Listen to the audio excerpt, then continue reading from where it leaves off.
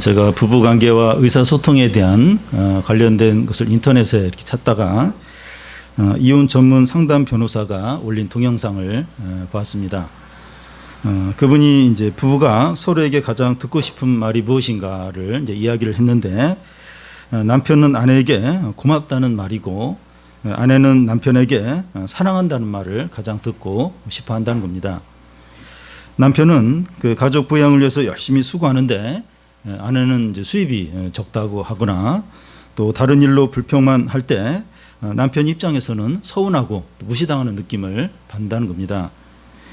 그런데 아내가 기회가 있을 때마다 가족을 위해서 힘들게 일해서 고맙다 이런 말을 할 때 남편은 더 힘을 내어서 어려움을 감당한다는 겁니다. 아내가 남편에게 가장 듣고 싶은 말이 이제 사랑한다 이런 말인데, 아내가 남편으로부터 사랑한다는 말을 들어본 적도 없고 또 사랑하는 것이 느껴지지 않을 때 아내는 힘이 빠지고 또 모든 일에 의욕을 잃게 됩니다. 내가 집안일을 하고 자녀들을 돌보고 또 시부모님에게 잘하는 게 무슨 소용이 있나 하는 생각을 한다는 겁니다. 그런데 남편으로부터 사랑한다는 말을 자주 이렇게 들을 때 큰 힘이 생기면서 힘들고 어려운 모든 일을 감당을 한다는 겁니다. 여보 고마워, 여보 사랑해, 이런 말이 어떤 면에서 쉽고 어떤 면에서는 어려울 수 있습니다.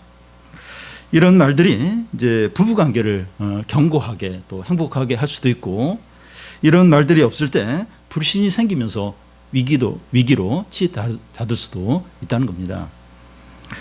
우리 부부들은 이제 서로 이런 말을 얼마나 자주 하는지 한번 돌아보면서 우리 부부관계가 어떤가 한번 생각해 보면 좋겠습니다. 부부가 아니더라도 가족관계에서 서로 이제 고마워요, 감사해요, 또 수고했어요, 잘했어, 대단해, 이런 말들을 서로 자주 주고받으면 좋겠습니다. 오늘 말씀부터 이 남편과 아내의 관계, 또 부모와 자녀의 관계, 또 주인과 종과의 관계에 대해서 살펴보겠습니다. 바울은 이런 이제 실제적인 문제를 다룰 때 먼저 본질적인 문제를 다루었습니다. 지난 시간에 술 취하지 말라, 이런 방탕한 것이니 성령으로 충만함을 받으라는 말씀을 살펴봤습니다. 믿는 자들은 술이나 욕심에 빠져서 살면 안 됩니다. 오직 성령으로 충만하게 지내야 됩니다. 이게 성도의 기본 원리입니다. 성도가 성령으로 충만하면 어떤 모습으로 살아갑니까? 시와 찬미와 신령한 노래로 서로 화답하고 마음으로 찬양하고 항상 감사하고 그리스도를 경외함으로 서로 복종을 하게 됩니다. 여러분, 이게 천국 아닙니까? 이런 관계, 이게 이제 성도의 이제 성령 충만한 삶의 모습이죠. 믿는 자가 성령 충만함으로 서로 복종하는 것이 성도의 삶의 원리입니다. 그런데 바울은 여기서 그치지 않고 구체적인 관계에서 서로 복종을 하도록 합니다. 이 정도는 너무 막연해요. 이렇게 서로 이제 복종하라, 이제 막연한데 구체적으로 이제 이렇게 구체적인 관계에서 복종하도록 말합니다. 남편과 아내의 관계에서, 부모와 자녀 관계에서, 주인과 이 종과의 관계에서 이런 원리를 적용하도록 하고 있습니다. 하나님의 말씀은 어느 관계나 어느 영역에나 적용이 돼야 합니다. 모든 부분에서 이제 적용을 하는 것 같은데, 돈에 관해서나 또 자녀 입시에 대해서나 진로에 대해서나 이성교제에서나 또 핸드폰 사용에서나 어느 한 부분에서 적용이 안 되면 안 돼요. 그러니까 대부분 다 하는 것 같은데 어느 한 부분은 적용을 안 해요. 그러면 이제 그런 부분이 있으면 이제 안 되는 겁니다. 이 시간에 우리는 그 남편과 아내의 관계를 다루려고 하는데, 이 부분에서도 하나님의 말씀이 적용이 되어야 됩니다. 그러니까 다른 부분은 다 적용을 하는데 이 부부관계에서 적용을 이제 안 하고 이러면 이제 그런 부분이 있으면 이제 안 된다는 겁니다. 부부관계는 이제 사람들과의 관계에서 가장 가깝고 이제 친밀한 이제 관계인데요. 여기서부터 그리스도를 경외하고 서로 복종하는 것이 이루어져야 합니다. 부부 관계에서 이것이 되지 않으면 다른 사람과의 관계에서는 불가능해요. 불가능할 뿐만 아니라 또 이렇게 의미가 없어요. 다른 사람과의 관계에서 잘 된다, 부부 관계는 안 되는데 다른 사람 관계가 잘 된다. 이게 불가능해요. 그리고 또 그렇게 잘 된다 해도 의미가 없습니다. 부부 관계는 냉랭하고 막혀 있는데 자녀의 관계나 또 교인들과의 관계나 친구들 간의 이제 관계가 이렇게 좋다 하는 건 의미가 없습니다. 의미가 없어요. 이제 그럴 수 있어요. 부부 관계는 안 좋아요. 안 좋은데 자녀 관계는 너무 좋아요. 이상해요. 이상하고 별로 이렇게 아름답지가 않고, 또 부부 관계는 안 좋은데 교인들 관계 너무 좋아요. 이것도 이상해요. 이것도 별로 의미가 이제 없습니다. 그리고 또 진정으로 좋을 수도 없어요. 이 부부 관계가 안 좋은데 자녀와의 관계가 좋고 교인들과의 관계가 좋고 진정으로 그렇게 좋을 수도 이제 없습니다. 하나님과의 관계도 좋을 수가 없어요. 네. 그러니까 부부 관계가 안 좋은데 하나님 관계 너무 좋고 그럴 수가 없습니다. 네. 기도가 안 돼요. 말씀이 안 들리고 은혜를 못 받습니다. 네. 저에게 이제 하나님 관계 다음으로 중요한 게 이제 아내와의 이제 관계인데요. 만약 제가 이제 아내에게 화를 내고 서로 이제 말을 하고 있지 않다면 저는 뭐 설교 준비도 할 수 없고 아무것도 할 수가 없습니다. 제가 코로나라 요즘 조금 다르긴 하지만 평상시에 이제 설교를 3번 준비하고 성경 공부를 한 2개 정도 하는, 그러니까 매일 뭐 설교든지 성경 공부를 준비하는데 아내와의 관계가 안 좋다. 며칠 동안 이제 말을 하고 있지 않다. 말씀을 준비를 할 수 없어요. 준비할 수 없습니다. 네. 저희 영적인 상태는 아내와의 관계에 전적으로 달려있다고 해도 지나치지 않아요. 네. 벌써 딱 뭔가 마음이 다쳐버리는데 무슨 말씀을 준비하고 무슨 뭘 이제 할 수 있겠습니까? 그래서 뭐 좀 이렇게 관계가 안 좋다 싶으면 빨리 이렇게 좀 그 문제를 해결을 이제 우선 해야 이제 그래야 뭐 다른 걸 이제 할 수가 있죠.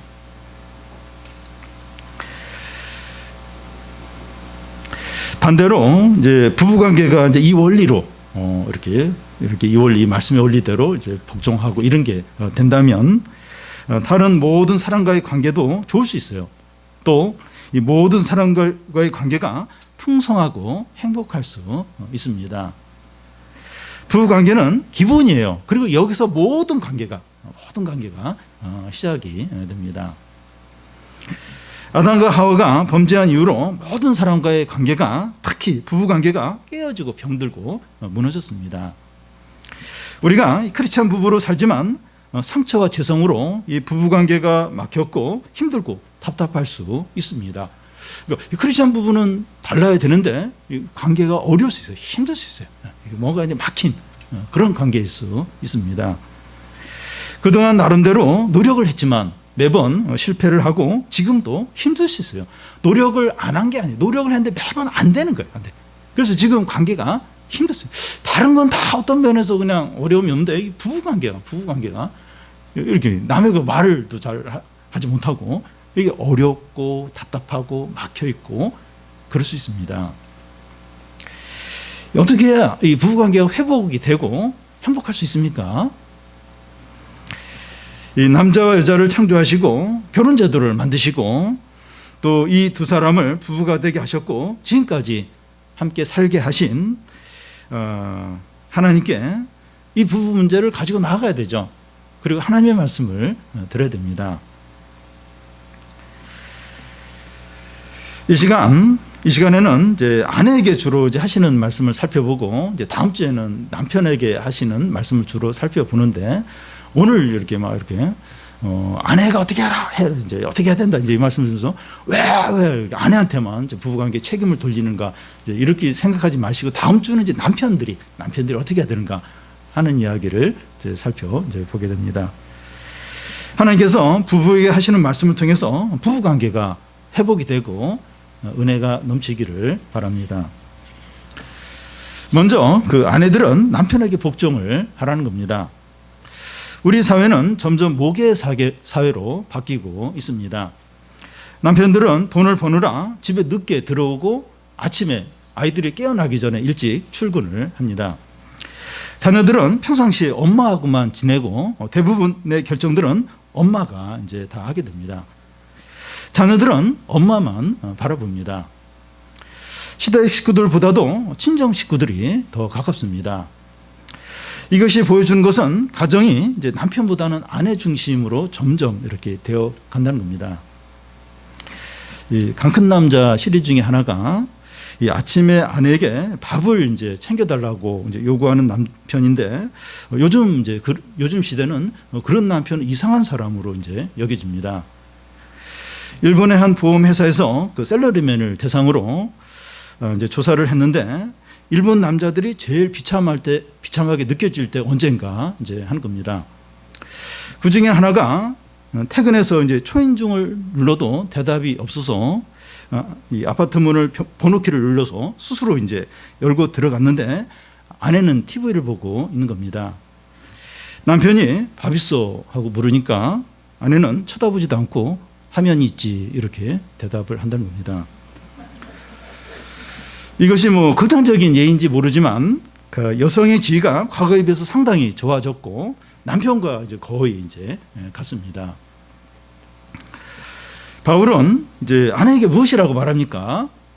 22절을 보면 아내들이여 자기 남편에게 복종하기를 주께 하듯하라.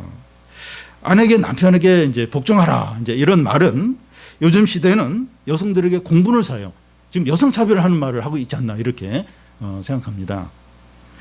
현재 우리 사회는 남녀의 어떤 월급 격차가 줄어야 되고 여성의 사회적인 진출을 돕기 위해서 제도들을 많이 만들어야 되고 국회의원이나 장관 숫자에서도 여성의 비율을 높이는 쪽으로 나아가고 있습니다.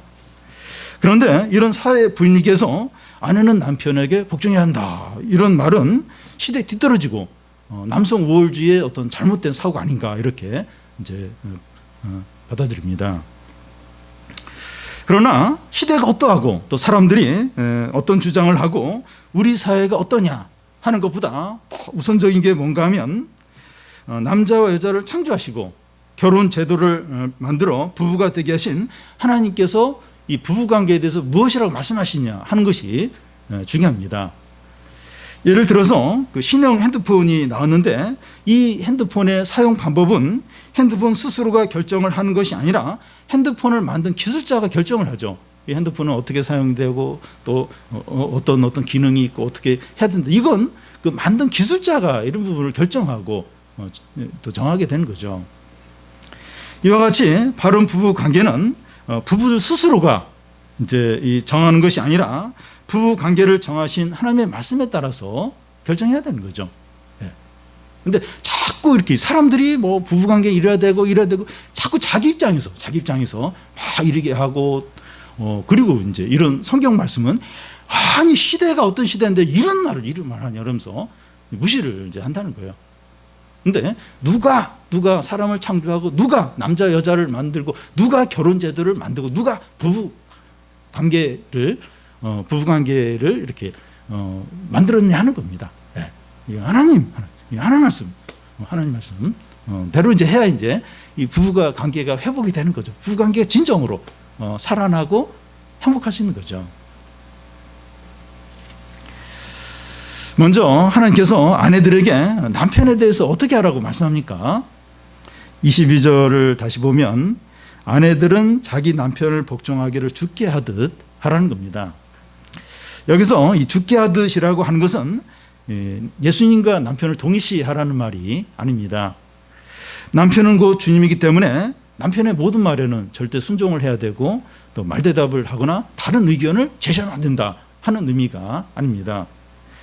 만약 그렇게 한다면 남편을 교주처럼 이제 또 이제 바치는 것이 되는데 아니죠. 여기서 주께 하듯 하라는 말은 하나님을 경외함으로 남편을 복종하라는 겁니다. 아내가 집에서 남편과 이제 함께 살다 보면 시간이 이제 더 이렇게 많이 지나다 보면 약점들과 문제점들과 허물들이 다 보여요. 그러니까 신혼 때는 안 보였는데 한 10년, 20년 다 보여요. 이게 다 이제 보입니다. 다른 사람들은 남편을 존경하더라도 아내는 남편을 존경하기가 힘들 수 있어요. 누가 막 남편을 칭찬하면 물론 기분이 좋을 수도 있는데 너무 힘들어요. 저런 심하게 저런 인간이 아닌데 이러면서 속이 너무 막 힘들 수 있어요. 그러니까 다른 사람은 존경하는데 아내는 진짜 남편을 존경하기가 어려울 수 있어요. 왜냐하면 다 아니까 다. 그 약점과 막 이렇게 문제와 다 아니까 그럴 수 있습니다. 특히 아내가 남편보다 더 똑똑하고 또 신앙이 더 좋고 또 재능이 더 많거나 사람들로부터 더 인정을 받아요. 그리고 또 아내가 직장 생활할 때 남편보다 연봉이 더 많아요.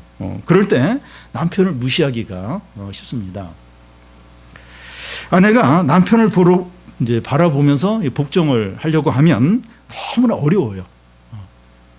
그 인간을 보면서 이렇게 인간 자체를 보면서 이렇게 복종하려면 너무 이제 어렵습니다. 아내에게 상처와 열등감이 있으면 더 어려워요. 더. 근데 뭐 상처 없는 아내가 어디 있어요? 더 어려운 거예요. 열등감, 상처가 있으면 더 어려운 겁니다. 이 아내와 남편 사이에 이제 갈등이 이제 생기면 아내의 이 상처와 열등감이 건드려져요. 이제 건드려져서 그러면 아내 마음이 다치고 화가 나고 더 자기 그 어떤 문제에 이렇게 빠져버리게 됩니다. 그래서 이 아내의 상처와 열등감이 치료되기 전에는 남편에게 복종하기 어려워. 이거 막 강요로 여기는 강요로 복종해야 된다 이럴 때 막 폭력으로 여겨지는 거야. 아니 내가 지금 이런 상태고 또 저 남편이 이런 사람인데 내가 어떻게 복종을 이제 하라는 건가? 그러니까 안 되는 거예요. 이 상처와 열등감이 치료되기 전까지는 어려운 겁니다.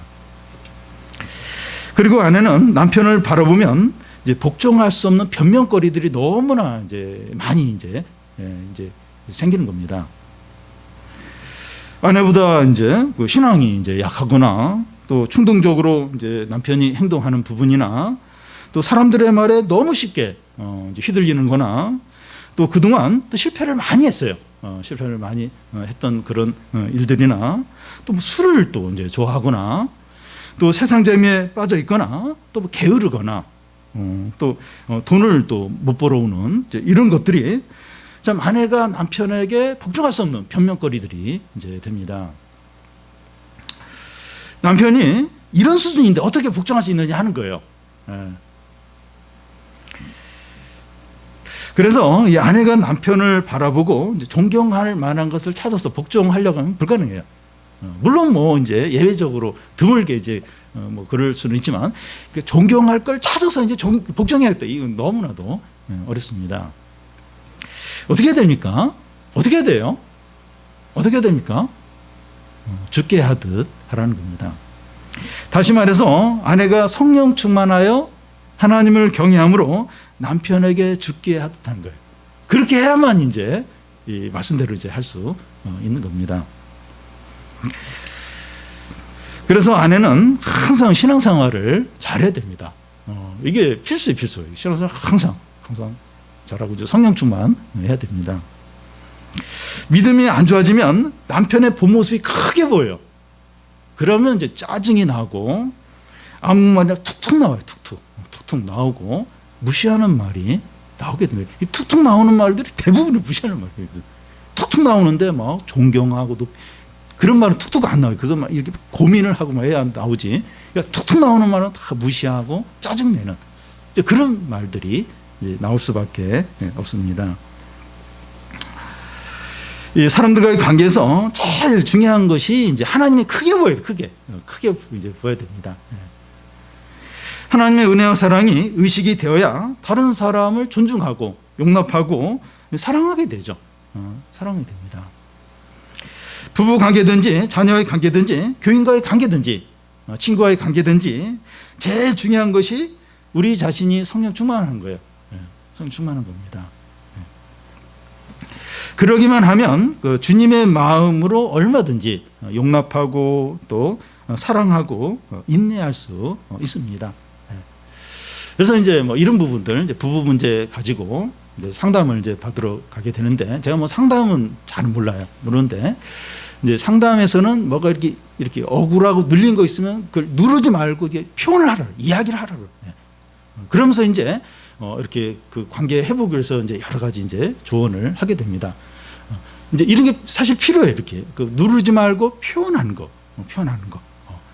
근데 이제 표현할 때 이렇게 냉정하게 차분하게 이렇게 그러면서 이제 이야기하면 좋은데, 이야기하다 보니까 이제 자기 상처가 떠오르면서 막 이렇게 분을 내기가 쉬워요. 그리고 또 이렇게 여러 가지 이렇게 하라 이제 조언을 하는데, 그걸 또 지키기가 어렵습니다. 그렇게 해야 이제 이게 관계가 회복인데 그게 또 안 되는 거예요. 그리고 또 이제 이렇게 자기에게 또 이렇게 집중하게 이렇게 합니다. 자기의 상처와 억울한 거. 물론 이제 거기서부터 시작은 하는데 계속 거기에만 머물 가능성이 많습니다.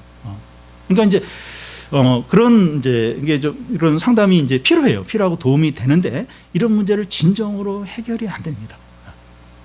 근데 주님은 이런 이 부부관계에 있어서 이제 주님 하나님을 바라보고 하나님의 은혜와 사랑으로 이렇게 서로를 대하도록 이제 그러면서 이제 이 관계가 회복이 돼야 된다. 주님을 바라봐야 된다는 겁니다. 주님께 돌아와야 된다는 거예요.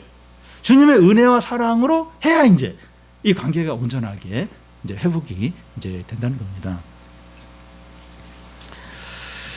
그리스도는 아내가 남편에게 복종할 때 남편이 감동을 받는 것을 볼 수 있습니다. 전에 중국에서 목회하던 조선족 출신의 전도사님과 대화를 나눈 적이 있는데, 이 교회에 나오는 여성들이 예수 믿고 나서 자기 남편들에게 복종을 이제 한다는 거예요. 믿지 않는 남편들이 너무나 좋아하는 거예요. 다른 부인들하고 교회 다니는 내 부인하고 비교를 하면서 너무 이제 좋아한다는 겁니다. 자기 부인이 예수를 믿더니 이렇게 바뀐 것에 대해서 놀라는 거예요. 그래서 이 아내를 따라서 교회에 나오는 믿지 않는 남편들이 많이 이제 늘었다는 거예요.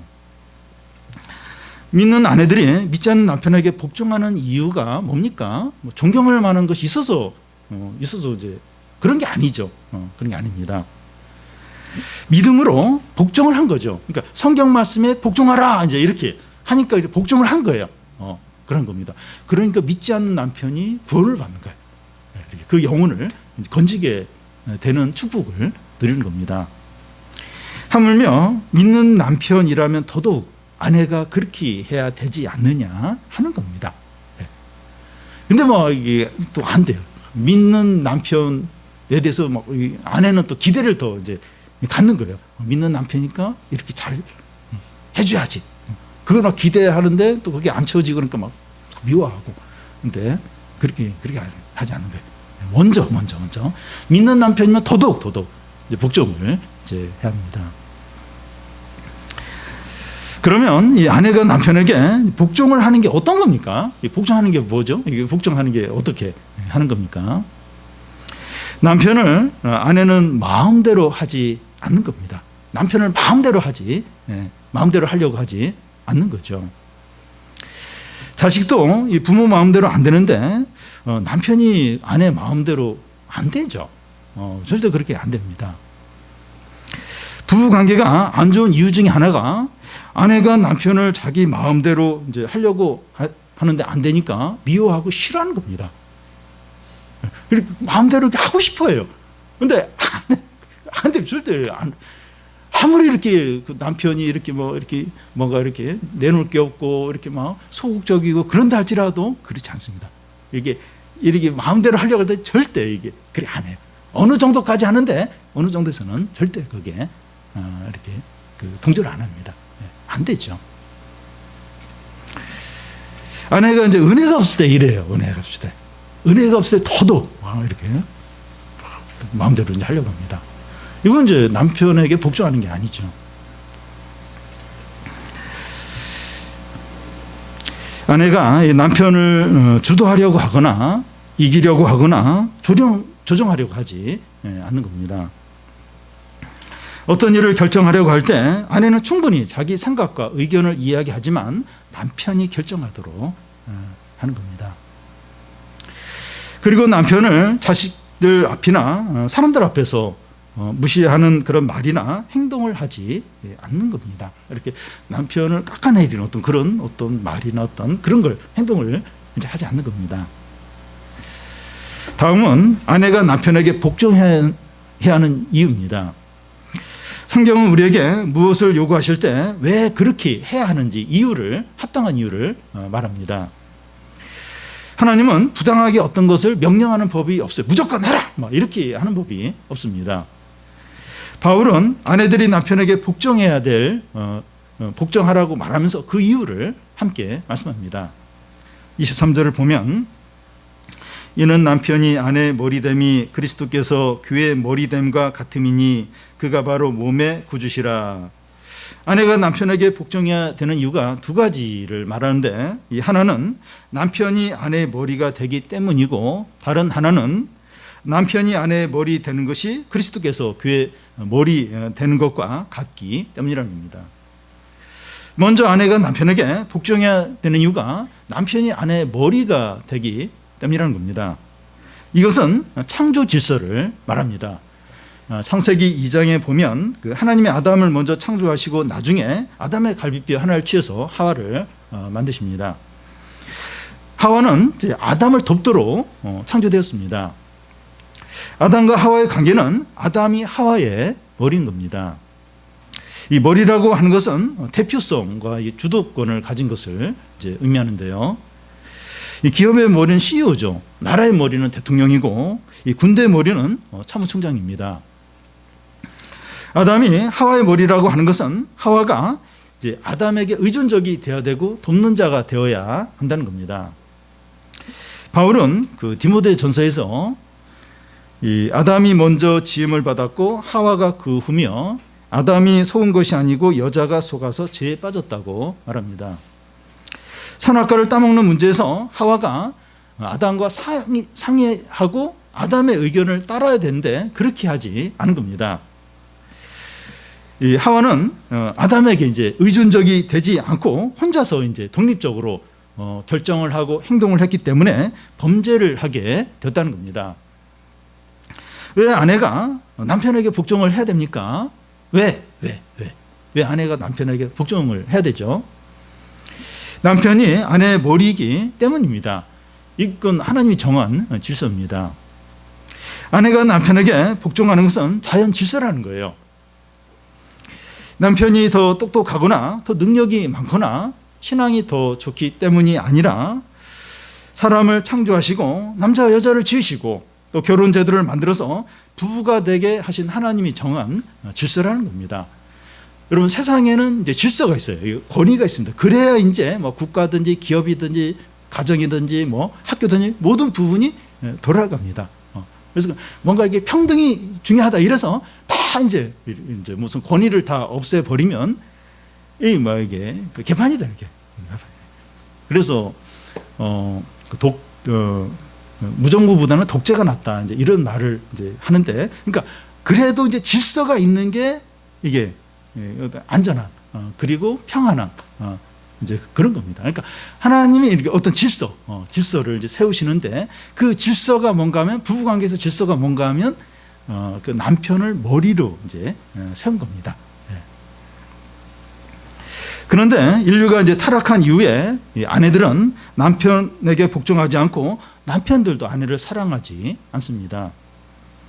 그러나 예수 그리스도가 십자가에서 죽음으로 이 구속 사역을 완성하심으로 남편과 아내의 관계가 다시 회복이 되었습니다. 교회가 그리스도에게 복종하듯이 아내가 남편에게 복종하고 그리스도와 교회를 사랑하듯이 남편이 아내를 사랑하는 겁니다. 그래서 그리스도인 아내만이 남편에게 진정으로 복종해요.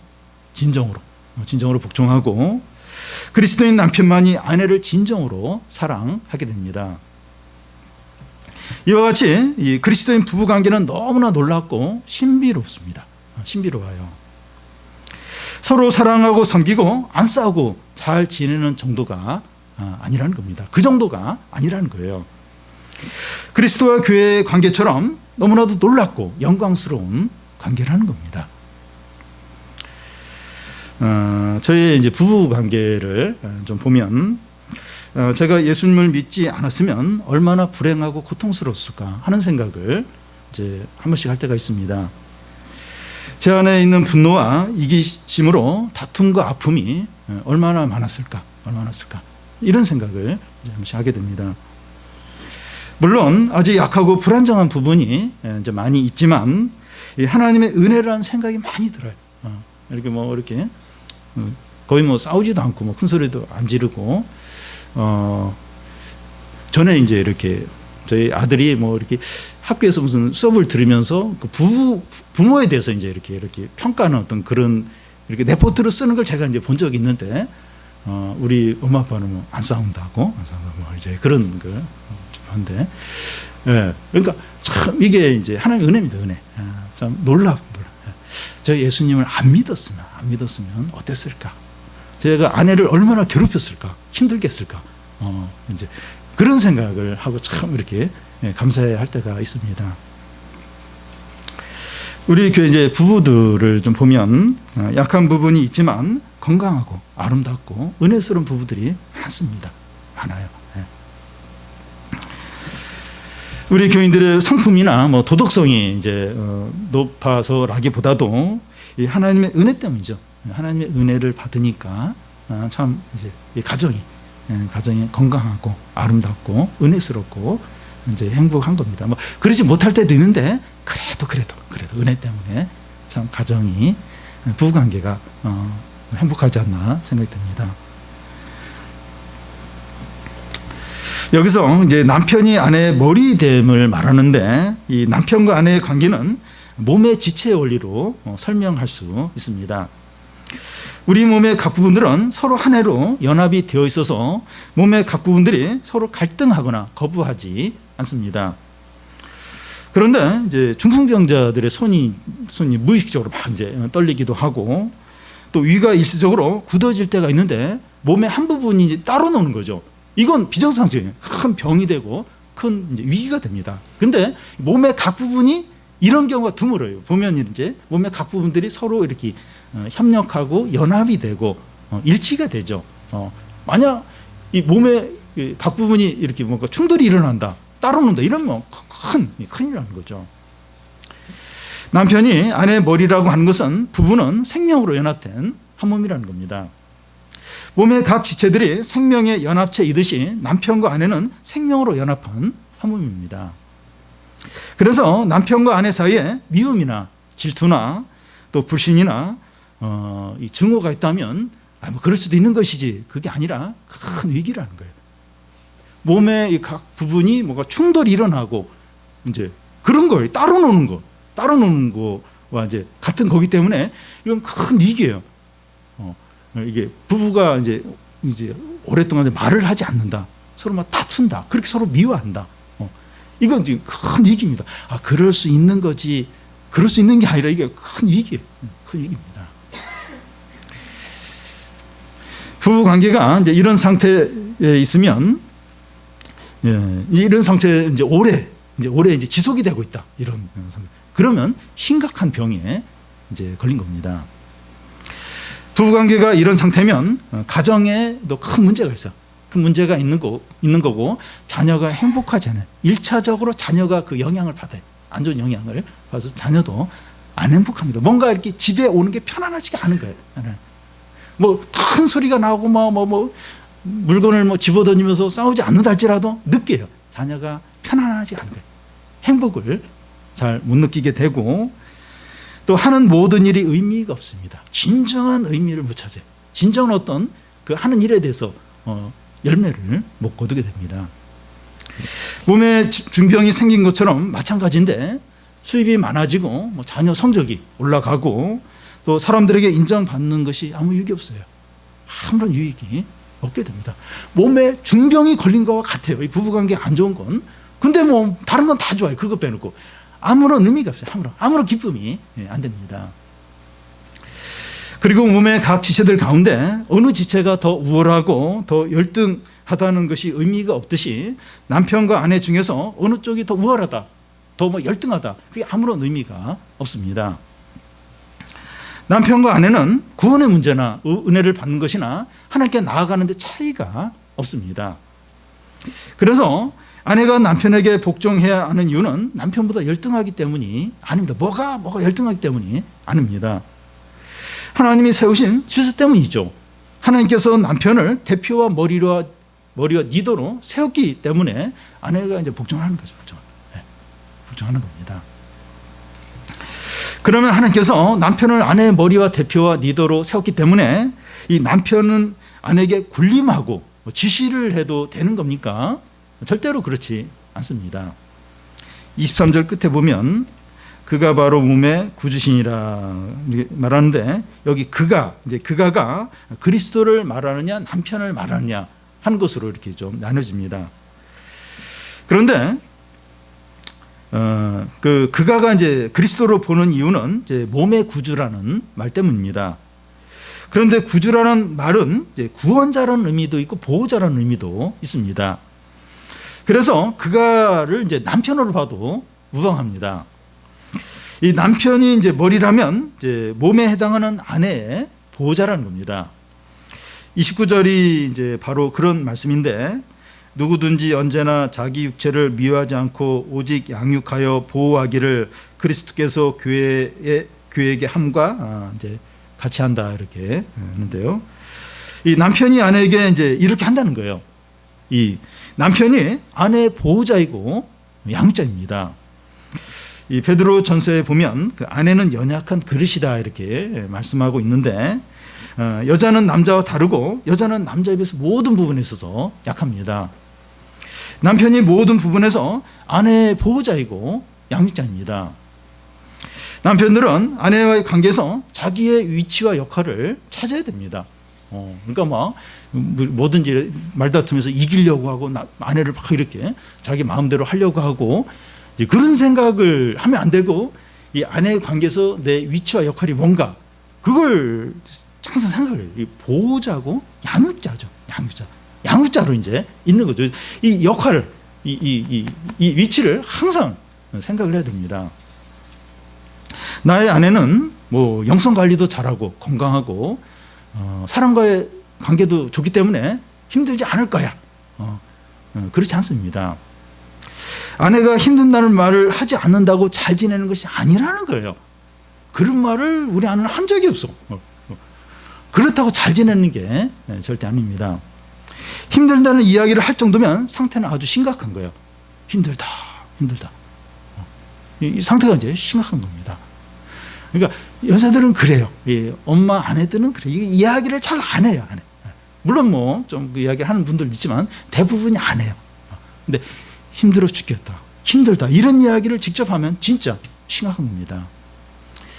종종 장년 모임에서 아내가 이런저런 일로 힘들다고 하면서 눈물을 흘리는 것을 보면 남편이 보고 크게 막 당황을 할 때가 있습니다. 이런 일이 일어나기 전에 평소에 남편은 아내가 어려움이 없는지 이렇게 살펴봐야 돼요. 살펴봐야 됩니다. 여자는 연약한 그릇이라는 거예요. 연약한 그릇입니다. 남편은 아내의 보호자 또 양육자 역할을 해야 됩니다. 우리 뭐 아내는 안 그런 것 같아. 나보다 더 강하다. 목소리도 더 크고 힘도 더 세다. 안 그래요. 연약한 그릇이 아니에요.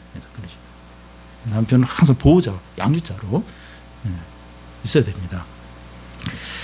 그리스도인 아내만이 남편을 진정으로 복종하고, 그리스도인 남편만이 아내의 보호자와 양육자로 진정한 역할을 합니다. 부부 관계가 이런 관계이기 때문에 청년들은 믿음으로 결혼을 해야 됩니다. 돈이 많거나 이제 외모가 좋거나 잘해주는 사람이면 무조건 결혼하는 것이 아니라, 신앙적으로 진정으로 복종하고 보호자의 어떤 역할, 보호자와 양육자 역할을 할 수 있는 이제 그런 사람을 좀 찾아야 되죠.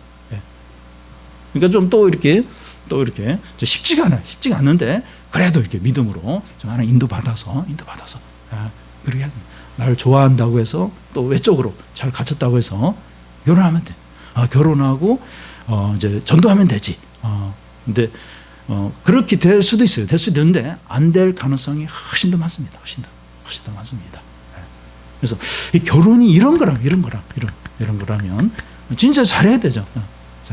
뭐 직장이나 뭐 다른 거 어떤 진로 문제하고는 차원이 다르잖아요. 다른 건 잘못하면 취소하면 돼요. 근데 이 결혼 관계는 취소가 안 돼요. 물론 이렇게 이혼을 하는 경우도 있는데 앞에서 얘기한 대로 생사를 찢어내요. 그리고 그 어떤 부산물의 어떤 고통이 너무 이제 이렇게 큰 겁니다. 그래서 결혼할 때 좀 어렵더라도 조금 기다려야 한다 할지라도 진정으로 보호자와 양육자가 누구냐, 또 진정으로 복종할 수 있는 그런 사람을 찾아야 됩니다. 다음은 마지막으로 어떤 식으로 그럼 복종해야 하느냐 하는 겁니다. 24절을 우리 같이 한번 읽겠습니다. 그러므로 교회가 그리스도에게 하듯 아내들도 범사에 자기 남편에게 복종할지니라. 이 범사에 하는 것은 항상 모든 부분에서 하는 겁니다. 아내가 남편에게 복종하는 것은 모든 부분에서 복종을 이제 해야 합니다. 돈을 지출하는 면에서나 자녀를 양육할 때나 TV 채널을 돌릴 때도 복종해야 합니다. 부부 관계에서 누가 머리냐 이제 하는 것은 리모컨을 누가 이제 쥐고 있느냐 하는 겁니다. 아내가 다른 모든 것들은 다 이제 남편을 머리로 인정하는 것 같은데 TV 리모컨만은 아내가 쥐고 있다면 아내가 대장입니다. 무슨 말인가 하면 실체적이고 구체적인 부분에서 남편을 머리로 인정해야 진정으로 인정하는 거란 겁니다. 모든 부분에서 남편보다 앞서지 않고 아내가 자기 의견을 충분히 말하지만 남편이 결정하도록 하고 사람들 앞에서 남편을 무시하는 말과 행동을 하지 않는 겁니다. 실제적으로 구체적으로 하는 게 진짜 이 남편을 머리로 인정을 하는 거죠. 아내들은 양심에 따라서 행동하는 것과 고집을 부리는 것과 구별을 해야 됩니다. 남편은 아내에게 양심을 저버리도록 강요할 수 없습니다. 아내는 자기 양심대로 판단하고 의견을 말할 수 있습니다. 그런데 남편과의 관계에서 끝까지 자기 의견을 고집하지 않아야 합니다. 그 문제가 죄 짓는 것이 아니에요. 또 하나님의 뜻을 저버리는 것이 아니라면 남편의 의견을 인정을 해줘야 합니다. 아내가 범사에 남편에게 복종해야 되는데 복종하지 않아야 되는 경우가 언제입니까? 남편이 죄 짓는 것을 요구할 때입니다. 이 거짓말을 시키거나 불법을 행하도록 요구를 할 때입니다. 그런 것들에 대해서는 아내가 거부를 해야 돼요. 거부를 해야 됩니다. 그리고 남편이 하나님으로부터 멀어지고 또 신앙에 해가 되는 그런 걸 요구할 때 거부할 수 있습니다. 아내가 남편이 무슨 계획을 세우고 뭔가를 하자고 하는데 믿음에 도움이 안 돼요. 신앙에 유익이 안 되는 그런 일을 하자고 할 때 아내가 제동을 걸어야 합니다. 남편의 이런 행동들은 하나님께서 아내의 머리로 세우신 그 역할을 하지 않는 거죠. 그 역할에 반하는 행동을 하는 거죠. 아내의 머리는 남편이고 남편의 머리는 그리스도이고 그리스도의 머리는 하나님이시기 때문입니다. 아내의 머리는 남편, 남편의 머리는 그리스도, 그리스도 머리는 하나님이기 때문에 남편의 어떤 행동이 성경적이어야 되고 하나님 뜻에 맞아야 되는 거죠. 그래서 가족 중에 남편의 신앙이 제일 좋아야 돼요. 제일 좋아야 됩니다. 그래야 아내의 머리 역할, 가정의 리더 역할을 잘 감당을 할 수가 있습니다. 남편은 돈을 벌거나 힘이 세거나 또 남자이기 때문에 권위를 갖는 것이 아니라 영적인 권위가 있어야 돼요. 이렇게 위장한 사람들 다른 어떤 권위를 갖기도 하지만 이 믿음의 가정에서는 영적인 권위를 가져야 됩니다. 국가나 기업이나 가정이나 어디나 리더가 이제 잘해야 모두가 안전하고 행복하죠. 그런데 리더가 헤매고 잘못된 길로 이끌면 그를 따른 사람들이 고생을 해요.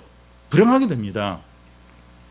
그래서 남편들이 잘해야 되는데 남편이 잘할 수 있도록 돕는 역할을 아내가 하게 됩니다. 남편이 잘하느냐 못하느냐 이게 이제 아내의 어떤 역할에 달려 있습니다. 남편은 아내가 하는 대로 시키는 대로 하는 대로 이렇게 움직인다 하는 말을 하는데 맞아요. 어느 정도로 맞습니다. 그래서 아내들이 성령 충만하는 게 얼마나 필요한지 몰라요.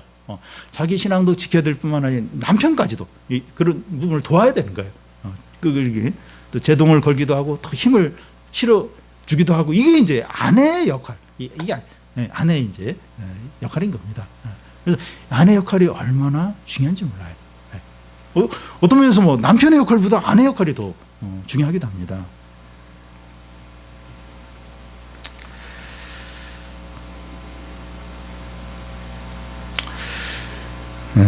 오늘 주로 이제 부부 관계에 대해서 이제 말씀을 좀 했는데요. 이 부부 관계가 건강하고 은혜스러워야 자녀들이 이제 행복하고 믿음도 이제 좋아지게 됩니다. 그리고 교회의 핵심이 이제 부부들인데 부부 관계가 회복이 돼야 더 풍성하고 은혜가 넘치게 됩니다. 근데 부부 관계가 무너져 버리면 이 공동체가 힘을 낼 수가 없고 성령의 역사가 나타나지 않게 됩니다. 그래서 부부 관계가 회복이 되는 게 얼마나 중요한지 모릅니다. 이렇게 부부 관계가 회복이 되면 그 부부 안에서 얼마나 이 좋은 것들, 또 은혜들, 또 기쁨들, 사랑과 어떤 이 좋은 에너지들이 얼마나 이 부부 관계에서 나온지 모릅니다. 이 부부 관계가 안 좋으면 1+1은 -2가 돼요. 근데 이 부부 관계가 회복이 되면 1+1은 100이 넘어요. 엄청나. 거기서 엄청난 에너지가, 어떤 사랑의 에너지, 기쁨의 에너지, 능력들, 기적들이 그 회복된 부부 관계에서 나오게 됩니다. 애가 막 방황하고 또 막 신앙생활 안 하고 그래도 이 부부 관계가 다 이렇게 회복이 되면, 부부 관계가 이제 이렇게 바르게 되면 그 애도 이제 결국은 이제 돌아오고 중심을 잡게 됩니다. 교회를 얼마나 풍성하게 하는지, 모임을 얼마나 풍성하게 하는지 몰라요. 한 부부만 이렇게 다 바른 관계로 회복이 되면 얼마나 거기서 좋은 게 많이 나오는지 모릅니다. 근데 이 부부 관계가 딱 막혀버리고 또 이렇게 무너져 있고 이래 버리면 본인도 힘을 못 내요. 그리고 뭐 에너지가 나오는데 에너지가 안 나오게 됩니다. 근데 그러기가 너무나 어려워요. 그러니까 다른 신경 쓸 일이 많은 거예요. 바쁜 거예요. 그래서 부부 관계를 돌아볼 그런 여력이 안 나는 겁니다. 그리고 몇 번 했는데 안 됐고. 근데 부부 관계가 회복이 돼야 됩니다. 우리가 성령 충만해야 된다. 이 우리의 신앙이 부부인 분들은 부부 관계에서 나타나야 돼. 반드시. 다음 주는 이제 남편들에 대해서 말씀하겠는데, 오늘 부인들은 오늘 말씀 남편 보면서, 남편이 하는 거 보면서 이렇게 복종해야지, 잘해줘야지. 안 돼요. 안 됩니다. 다 결심을 했어요. 복종을 해야지. 근데 이렇게 집에 가서 하나님이 안 보이고 막 남편만 보여요. 남편의 그 똑같은 행동, 습관, 화가 나고 막 또 이렇게 예전으로 돌아가고, 그게 아니고 하나님을 경외하는 거예요. 하나님의 은혜와 사랑을 붙드는 겁니다. 믿음으로 끝까지 주님께 하듯이 그럴 때 이제 이렇게 좀 회복이 되죠.